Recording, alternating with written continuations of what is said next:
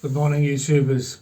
I'm talking about batteries, battery power in these airsoft guns. Okay. Now, as you know, I had the MP18, the Snow Wolf, and when I bought it, it didn't come with a battery, so I had to buy a battery separately. I charged it up, and I popped it in the butt. It just goes in there, and fired it. Obviously, there's no balls in it, but if you take the safety catch off, it fires itself. It's electronically cocking itself and firing, and away you go. But there's no on or off switch. There's just a safety catch which is there. So I put the safety catch on, finished playing with it, and put it in the cupboard. Now, some weeks later, I acquired an M16, and again, no battery. So I had to wait for the battery to arrive, charge the battery up, pop it in the gun, and it was a bit of a faff. It wasn't easy like that. That one, you just slide the butt open, literally. It's really good. You just literally just pull the butt plate over, and you've got access to the battery, and it closes. That's a nice steel, well-made, proper wooden stock replica. So there I was with the M16. It's got a really long bolt on it, which you take out, put the battery in, beep, beep, it all comes to life. Put the butt back on, trying to faff about, trying to get this screw back in the hole, which you can do. It's a bit tricky. Anyway, I had a play with the M16, put the M16 away, because I'm not going to take the battery out, because it's such a faff with that big long screw. Anyway, I guess what you're supposed to do is take the battery out when you're finished using it and put it back on charge. But I didn't bother, I just left them in the butt. Anyway, the rubber butt plate had fallen off the M16, so I thought, oh, I'll get some glue and glue it back on. So I waited a while. Anyway, I thought on.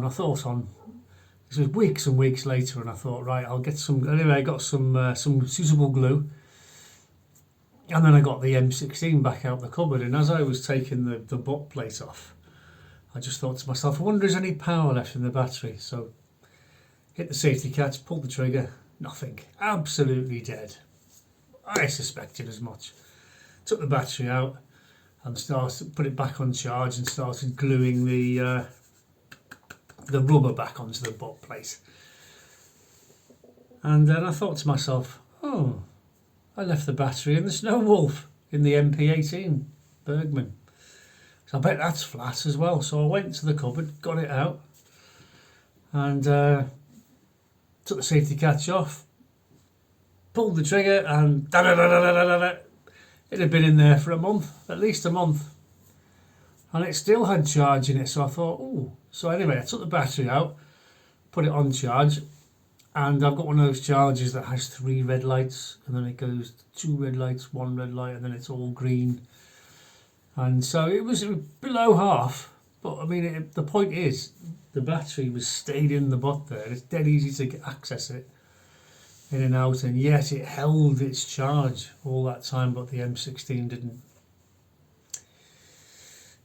So there's another tick in the box for the Snow Wolf, and I'm really impressed with this particular replica, and I wanted it because it was the very first submachine gun in the world to come into service with an army. And I've even gone to order a few spare magazines.